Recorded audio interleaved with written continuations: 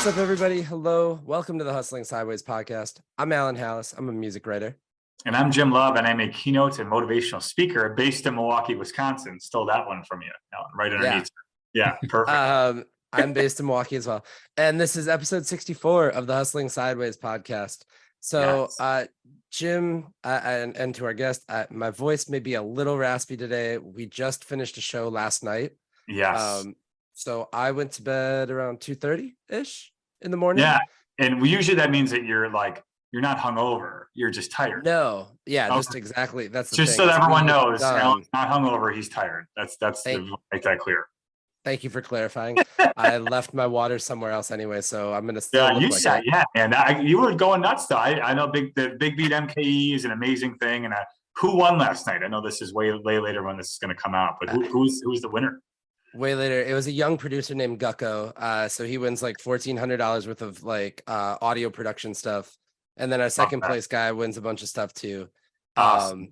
Yeah, so went really well, but yes, a lot of a long night with a loud PA, and yeah, now I'm paying the price for it audibly. Yes. Well, Alan, you killed it. It was great. And I want to throw out there that, first of all, we're recording this on a Friday, and happy Friday, everyone. We need it.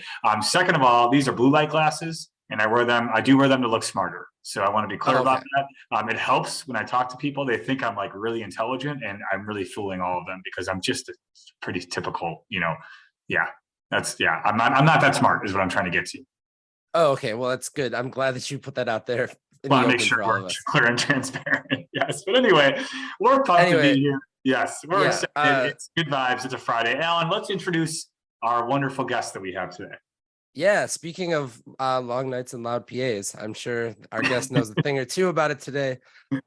He is the author of Scream Therapy, and then he also has a Scream Therapy book, or excuse me, a podcast as well. Can you tell I went to bed at 2:30 in the morning? Along with a patchwork of other gigs going and bands and all sorts of things. So Jason Schreurs, welcome to the Hustling Sideways podcast. Thanks, guys. Thanks for having me. I'm excited. You're welcome. And Jason, first of all, you are in a really cool space right now. We can tell you got pictures back there. You got a microphone set up. Where are you at?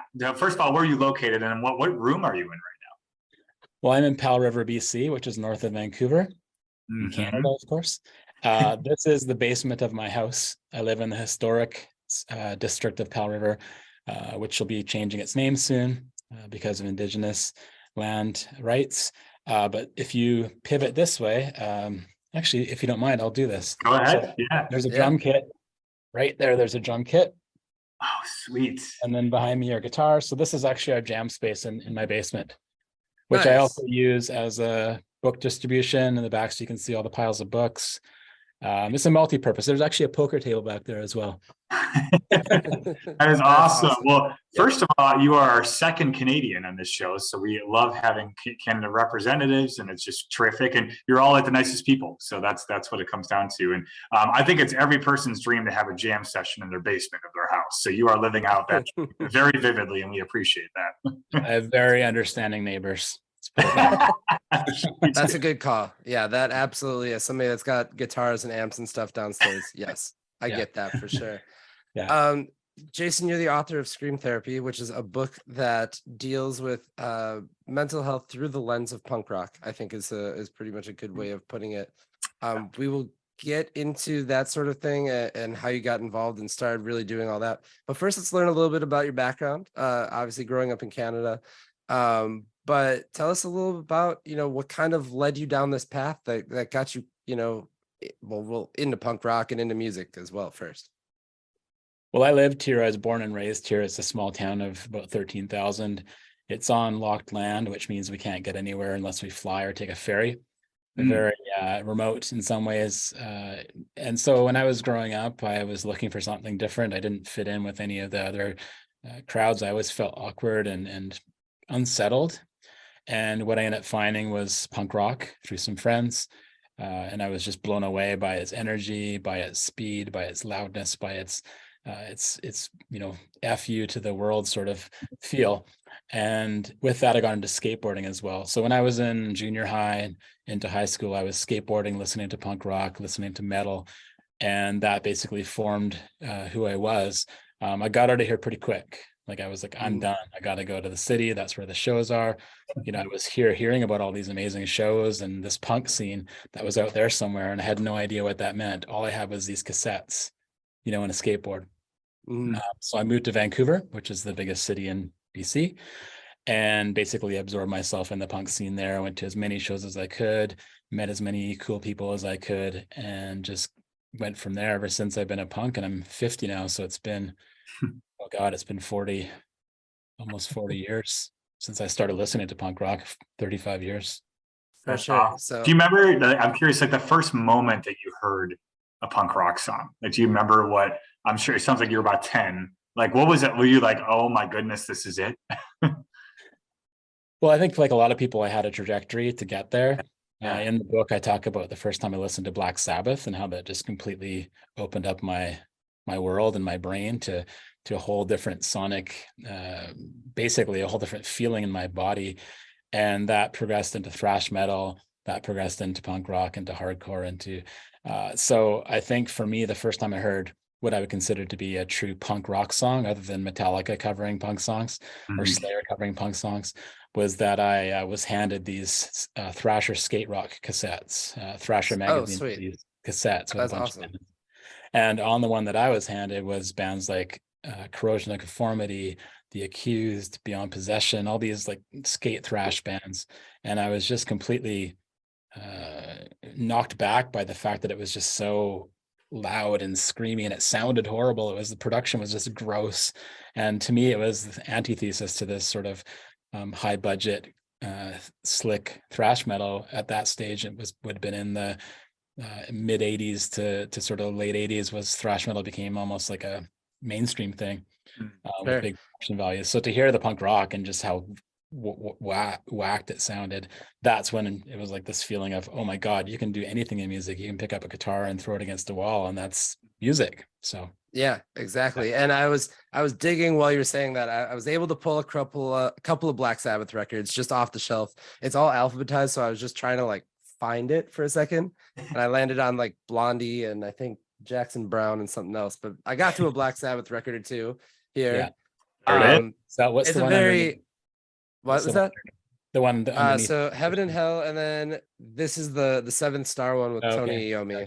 Gotcha. So the one for me know was that I have the self-titled. I know record. I have more. Yeah, the self-titled record with the you know, the rain falling onto the church house and the ominous church bells, and then Ozzy, of course, coming in with his, you know, like out of tune demon-esque vocals. I talk about that in the book as well. That's kind of the formative moment of music for me. Yeah, absolutely. And it's a very similar trajectory for myself. So I grew up skateboarding and listening to punk. But I had a dad that listened to the Ramones and stuff like that. And, you know, but skateboarding was my way in too. So that's very, like, when you're saying that, I'm like, I have done this. I was in that moment. I was the kid in the back of the van that was listening to like NoFX CDs with my headphones on. So yeah, it's a very much kindred spirit on that. But I grew up in the city. Moving into the city, I'm sure also opened your world to like so many different possibilities, you know, moving into Vancouver. How did that environment kind of, you know, really shape like, you know, what you were doing? It just made me feel like I was at home. I didn't feel like I really belonged anywhere. I felt like I was, well, like the Minor Threat song, actually, I've got the tattoo, Out of Step, you know, the black sheep. I just didn't really feel like I belonged or fit in, and didn't feel like I had any kind of identity. And I think when I went there, I saw people around me that were very similar. They liked the kind of same things. They were rowdy. They were, you know, they're punks. And that just wasn't a thing that I could find other than through, you know, like I said, the distance of these tapes that I would have to mail order from Vancouver to get here. It just kind of gave me a sense of like, I could be something and do something. I could be involved with a community and I could actually contribute. So that came by the way of writing about music for, you know, a long time. It came by the way of putting on shows. I wasn't really into bands at that point. That wasn't really my role. I felt like I got into bands much later in my 40s, which is kind of strange. But yeah, I just felt like I can contribute, and I didn't feel like I could do anything for mainstream society. It's like, what is my place? I can go and work at widget store A, or I can try to find something that makes a lot more sense for me. Sure. So music was your segue into writing, and then were you covering bands, I'm sure, and reviewing shows or things like that? Yeah, exactly. Yeah, no, I got involved with the student newspaper, and the first review I ever wrote was about Judas Priest, Megadeth, and Testament on New Year's Eve at the big arena in Sweet. Vancouver. So I had to really like push you into the mosh pit initiation. Writing was always my thing when I was growing up and reading magazines, music magazines. I didn't think to myself, I want to be the person that's playing the music. I always thought I'd be the person writing the articles, and that was always the way my brain worked for that. So I Yeah, just okay. started doing that and got involved with some magazines and helped, with the editing of them, and just really dug in. I ended up editing a magazine from Philadelphia for 3 years. Like, don't know how that happened, a punk rock magazine from there. Yeah, I just really got into it and freelance for maybe 10 different publications at the height of what I was doing. Wow, that's Awesome. amazing. Yeah. So, okay, so it's kind of a little bit of a unconventional way to do it, but we talk on the show about networking, and it's very much from the like business sense of like you got to get to this person and meet with them and whatever. But with punk, I think like with music in general, but with punk rock especially, it's so community based that I feel like you get in just because you look like the guys that are around. But did you kind of feel that sense of community and like helped, I don't want to say like your professional career here, but like your writing and being able to get new opportunities?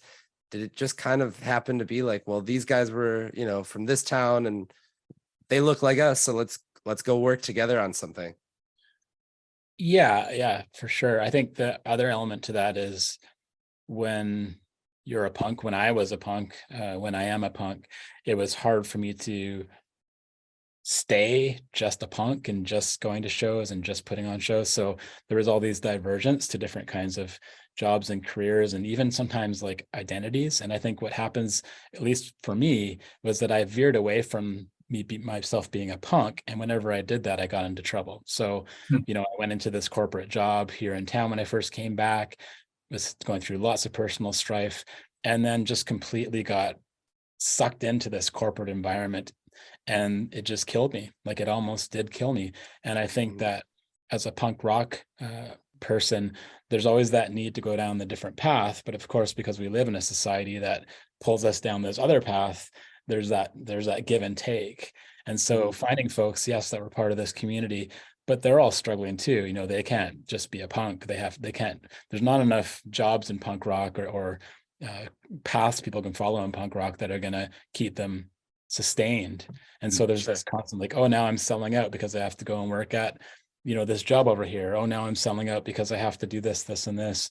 And one of the key things in the book and on the podcast is I've found people who have made careers out of things that are what I call punk informed. So they haven't sold out, they haven't compromised. Well, in some ways they have a little bit. You have to be part of this society, but they found a path that is punk. And that to me is what you're talking about. Find that community, get involved with it, and then how do you steer yourself from there to actually follow your ethics and your morals and stay grounded in that.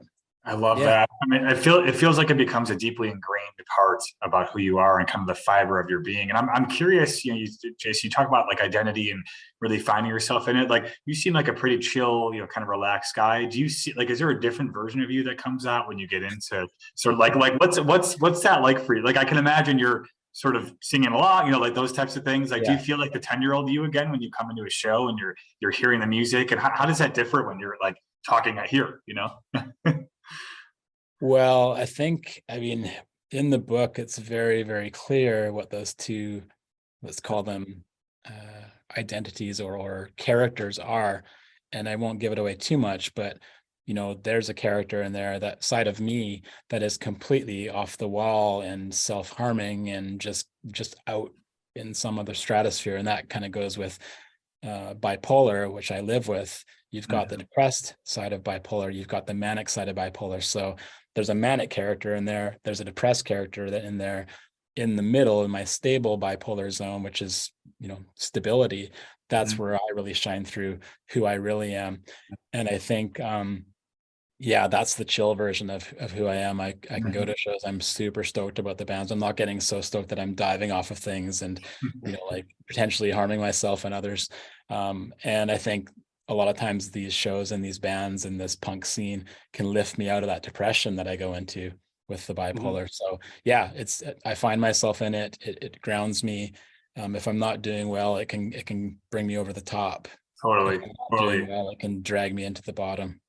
So I love that vulnerability, and I think especially like I'm curious when did your mental health journey start becoming in tune with punk rock? Like, is that something that happened quickly when you were a kid, or is that something you started to navigate as you became an adult and started having some of these struggles? Like, was that right away or later on in life when you started having them? I think it's so cool the way that you approach that. And but yeah, anyway, that's the question. Well, one of the struggles that a lot of folks have that live with mental health conditions is you get diagnosed at a certain point in your life. And then, of course, you have to look back and say, oh, well, should I have known this? Should I have seen this? And so, how do you distinguish when someone's mental health symptoms or condition worsens or gets better? The diagnosis is really just is a bench point to like, okay, now I know what it's called, but you're living with it your whole life, well, potentially your whole life. In my case, I look back now and I see that, punk rock was my grounding. It was my buoy. It was my fence post to really like hang on to. And, you know, yes, when I was diagnosed, I looked at it in a different way, Mhm. but I think, I started to really realize the connection between punk rock and my mental health after I was diagnosed, because I could see the patterns. And I think also there was this residual mental health struggle that I was going through, and still am. You don't get out of the water. Like I'm with it for life, which Mhm. I'm trying to accept and come to terms with. But yeah, I think it was happening. I think that the music really grounded me, and sometimes it couldn't ground me enough. So then I would kind of go off path. And Mhm. as people will read in the book, it goes really off path, but the music was still pulling me back and yanking me off the cliff, Yeah. metaphorically, of course. Yeah, so it was always there, but it was always that grounding, that thing that was like keeping me going. Yeah, and in terms of your book, when did that start becoming a reality? Was that one day you're just like, I should write about this, it's important, or was that sort of like a long process to then come to a culmination of what could potentially be a book? Well, like I said, I've been writing my whole adult life, so it was something that was really, uh, not easy or smooth for me. But when I Yep. had my mental health breakthrough, when I went into the hospital, when I was diagnosed and started the journey of becoming who I am now, which is Hmm. constantly evolving. I started to, well, first of all, I came home from the hospital and just hit the couch and couldn't really do much for about a week because I was just completely, a psychotic break was what I had, and that can just really level you, like a hammer to the head. Um, Hmm. Head injury, very much modeled over a head injury. So I laid on the couch and thought, what do I do with my life now? Like, who I am I? Where do I go? How do I pick myself up? How do I be a person? And I think what it came down to is, well, I'm a writer, so I'm going to write a book. And really, it was like leaning over and, I scribbled down on a piece of paper, scream therapy. It was just in my head already, book, and then podcast. And I kind of left that there for actually over a year, just going through the worst of my mental health journey. And then came back to it. I think what really solidified it was I wanted to, write the book, but I was having a hard time wrapping my head around it. And so I actually went into an MFA program at Hmm. the Okay. University of King's College in Halifax. And that essentially taught me how to write a long form creative nonfiction book, because I'd never done that before. I'd written long form pieces for magazines, but never more than 5,000 words. And this thing is 75,000 words. That's awesome. That is a Yeah. massive task. Mhm. I have to ask because in the nature, just kind of, of punk is it's not always the most accepting of cultures, and sometimes it's the most accepting of cultures. It has a little bit of both. Uh, but I think mental health is something that isn't as talked about in the punk rock community for sure. Even in recent years, I know it's gotten increased, but with being able to show that vulnerability when it's your story, was there apprehension to that at all, to say, do I want to put this out there into the world, or did you kind of push past that? No, I think no, for a couple of reasons. First of all, I was creating a piece of art, so I wasn't thinking about who was on the other side of that. So I was writing very candidly about sexual abuse when I was a child. It wasn't like I was thinking, oh my God, what when my grandma reads this, what is she going to think? Now Yeah. that the book's out, it's a little bit more because it's real and people actually are reading it. But no, I don't think I really thought about how that could affect the reader. I was just really in it creating, and I think a lot of it was pure art because I was just sitting down and just writing it. It wasn't like I Sure. was, thinking about it too much. And the other part of it is I was trying to create something that was going to be educational or would help people come to grips with their own struggles, or would, you know, help them understand what the punk scene looked like and how it related to people's mental health and how it fostered people's mental health. I think that it's always been very open about mental health. I mean, looking back to the original bands of the punk scene, they were talking about, these topics, maybe in a really crass and sometimes nihilist way, but they were talking about it, and that never really stopped. And it's always been a place where, you can listen to it and you get those messages. I went back and listened to stuff that I've been into my whole life and realized, oh my God, like this person sounds like they live with bipolar. They're writing a song about the ups and downs and the manic episodes. And whereas before it was just like, when I listened to Suicidal Tendencies, their song Institutionalized, where they're like, he's talking about, like, how dare you like put me in the hospital when you say that I have the problem. And like, I wasn't thinking, I just thought that was like shock value back then, or, Black Right. Flag thinking about depression's going to kill me. Like I would say, yeah, man, that's great. But I didn't really connect that it was them dealing with their own shit. Yeah, exactly. Yeah. Yeah. Yeah. Yeah. And I guess I maybe look at it sometimes through the narrow lens too of like Institutionalized as a song where, yeah, I went to your schools, I went to your churches, and yeah, I never even really put together like that's him putting, I guess, his own struggle out to the world too, I guess. Yeah. But some of the other songs, of course, yes. Tell me a little bit about the idea to do a podcast as well, because were you seeing some, people in your scene or, in your community that was also going through something, but maybe also hadn't talked about it as much? No, not really. I think what it was is it was me trying to learn about what the heck was going on with me. Mhm. I felt like a podcast would be a good chance to talk to folks who had experiences and maybe were on a different part of the journey than I was. In fact, most of them were further along in the journey. It was a way for me to understand and learn about mental health through the lens of punk rock. Mhm. I kind of had an idea that it was out there because, of course, I was seeing people who were talking about it, and I knew that so-and-so had written this song about anxiety, so I could talk to them. But ultimately, it was me just trying to gather these people and bring them on and talk to them. And it was my learning experience through the whole thing. And it still is. I'm still learning from the guests that come on. I think now I'm inputting more and I'm able to give more back and forth. Whereas at first it's just like, ask some questions and I'll do my best. And if, of course, when I first started, I was in a really unstable place. That was really difficult as well. I Mhm. started 3 years ago. It's been Awesome. Awesome. Yeah, definitely. Um, that whole process of finding people and being able to talk to them and make it and share something that's very personal is not easy to do. And I think that it's hard to, I guess, it's hard to share some of those things, and it's harder to share them with somebody hoping that they commiserate on that. So do you find that you're getting a little bit out of yourself in this, and that those people are, it's also a way of like being able to like just tell a friend like, hey, we all go through these similar types of things. Yeah, for sure. I think one of the really interesting things about the podcast is when I first started, I thought I might have a hard time finding people, but also if I was to find them, would they want to talk about those topics? And so I would always give them the precursor of, is there anything you don't want to talk about? We can think this thing's off limits, or just let me know. And not one person ever said, don't ask me about this. I don't want to talk about this. They're like super open. They're always said, oh yeah, ask me anything. I'm here Mhm. because I want to talk about this. I'm here because I want people to know about these things. And I have like 70 guests now, and still not one person has said, don't ask me about this, please. It's always just been a total open book. And that completely blew me away, because I was expecting to have like all these like X over here, don't talk about this in my notes, like, and it never happened.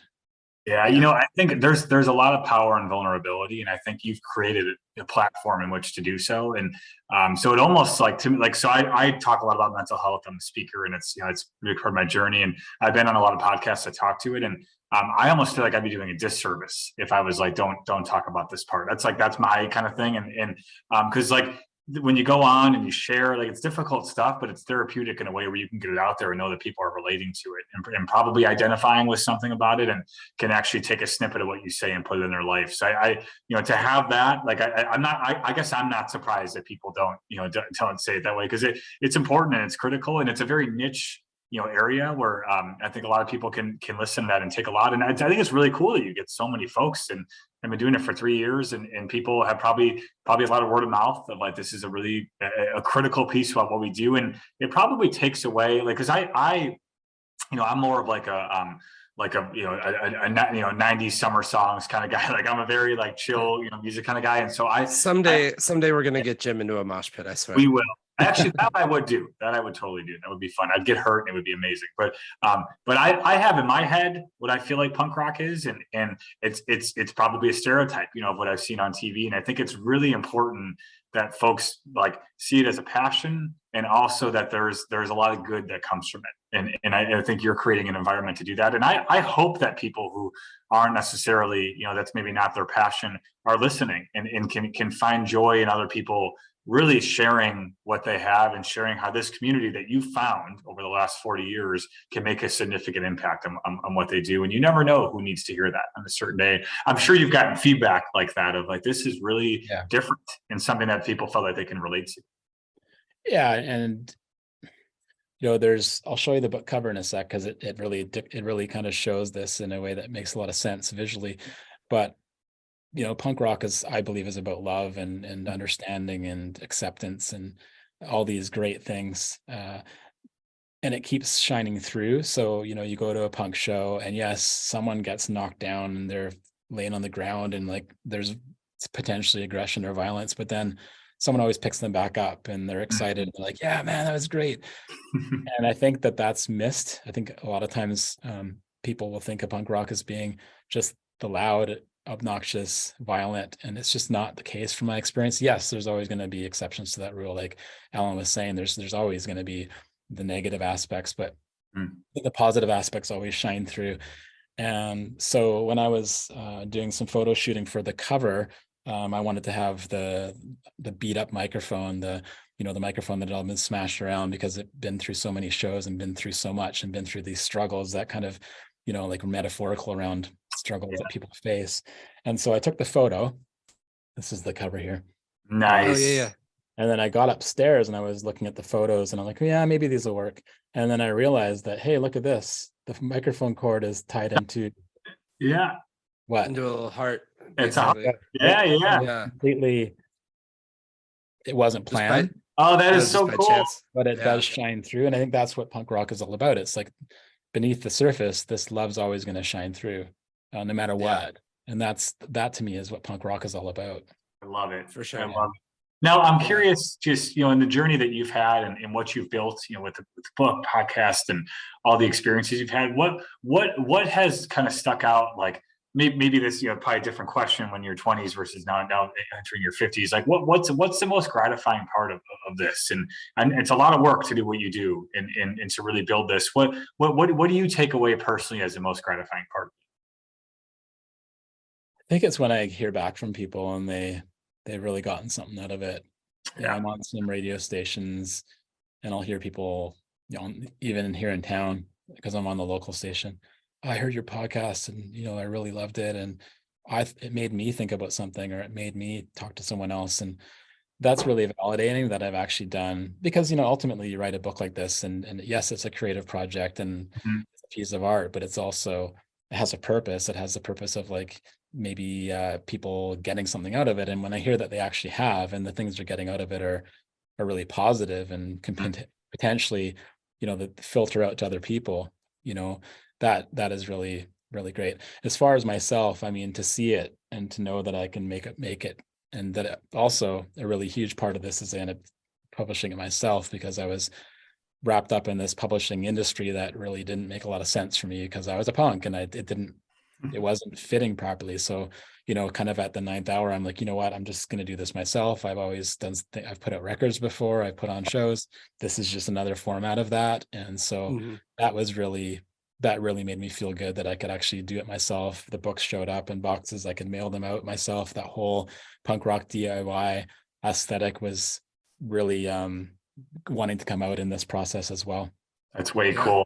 And as a speaker, I just identifying with the first answer you gave, like, if I can connect with one student or someone who just finds value in what I said, and then they can spread it, is always, that's it. That's why I got into what I do. And so I totally feel that. And it's important. And then you realize that your words have value. And it took a while for me to realize that, but it's like, this actually, what I'm saying means something. And this student or this whoever volunteer employee is taking away something that will impact, and hopefully they will spread that. And to have it start with you is really cool. And I mean, for everything I'm hearing, you're doing exactly that, which is awesome. So I love it. I think that's what we can do. That's whatever our passion we put in the world, we hope that someone can identify with it and take it. And when that happens, it's pretty damn cool. So I feel. Let me ask a little bit too. So you had just come off of a tour for the book, going around to talk about it and things like that. Where do you want to ultimately, kind of push your message even further? I mean, what does growth look like for you? Is it, expanding the podcast out? Is it possibly a second book down the line? Like, have you had any thought about where you want to take things next? Not really. Been so busy with getting this one out, and a lot of people are asking what's next. And honestly, I don't know. But I think what is most important is I have my health, and whatever I choose to do, I can do it in a way that it doesn't, jeopardize my own health. It's going to be from a way more centered and stable place. Whether that means writing another book, whether that means more like what Jim's doing with speaking, whether that means I don't know, like some other thing that I haven't done before that is just like normal or boring or whatever. And I like the idea of patching together my life in little pieces of quilt. I've got these little part-time jobs, I've got the bands, I've got the writing, I've got the podcast, and it's all just, and I do a lot of volunteer work as well with mental health. So putting all that stuff together, to me, creates a life that is a lot more tangible and feasible than going and working at a corporate job that buries you into the ground, or tries to bury you into the ground. For sure. Now you said it was DIY release. Well, you really published yourself. Is it available, wide range? Obviously, I'm assuming Amazon and all the other major booksellers. Yeah, for sure. It's been a little bit tricky with some of those, because when you're a self-publisher, there's a bit more hoops to jump through. It's distributed by AK Press, which is a really big press out of Oakland, who are kind of famous for being a punk rock and anarchist and press, which is great. And then I got some distribution in Canada as well. I mean, the easiest way to get it is just order it from me directly, and then I can run over and package it up for you and put a little note in there. And that's at screamtherapyhq.com. So Scream Therapy, like headquarters, screamtherapyhq.com. And then you're going to get it fast, and it's going to be personalized. You also get like stickers and stuff when you order it from me. But yeah, it's available out there. It's just a little bit hard to find in some ways. All the ebook stuff just went out this week as well, so you can get a Kindle or whatever you use for ebooks. Yeah, absolutely. Well, that's awesome. This has been a really great conversation to have with you about this. It's a great way to address something through a lens that I think makes it relatable to people ultimately. You know what I mean? Like, I was just talking with somebody last night, and I was saying, really, like, sports and music are like the two things that bring people together, regardless of what their background is, what they look like, what they're into, whatever. Like, and I think this is a window to talk about mental health that doesn't get explored to the extent that it should, through music, through, a common ground, because that kind of just makes you realize we're all people. It's one way to connect everybody. speaking of connecting, is there somewhere that they can find you on social media as well, that they can get a little bit more information about what you're doing? A big part of the book is that I have a really bad addiction to social media, and that was really problematic for me and was really instrumental in my mental health crisis that I had. So I don't do it. There is a Scream Therapy Twitter account, which is just sort of like crickets chirping. And it's again at Scream Therapy HQ. So you could go there to find links to buy the book. Awesome. And I wanted to say something about sports. So right here is my vintage Vancouver Canucks hockey jersey. That's amazing. Which now has a bunch of punk rock pins all over it. Yeah. I got that when I was 10. So yeah, sports and music for sure.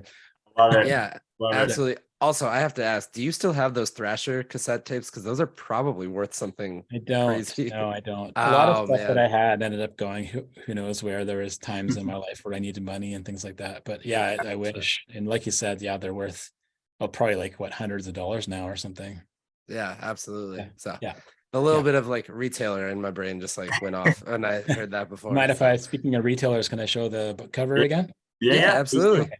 So that's it there. There you go. Yeah. Scream Therapy, folks. So, all right. Well, thank you so much, Jason, for doing this. Again, the website is screamtherapyhq.com. Make sure you go check out the book. I am definitely going to go check it out. I might actually order one right after this podcast. But in the meantime, thank you so much for listening to this podcast as well. We are Hustling Sideways wherever you get your podcasts. So if this is your first time, hello, welcome. If this is your 64th time, welcome back. Go ahead. Yeah, welcome back. So you can find us also. We're on social media. You can find us Facebook, Instagram. We're on YouTube. We're on Twitter as well. And we're on TikTok. We're Hustling Sideways everywhere. If you want to be a guest on this podcast as well, you can do that. Send us an email over at hustlingsideways@gmail.com. And Jim, keep on hustling.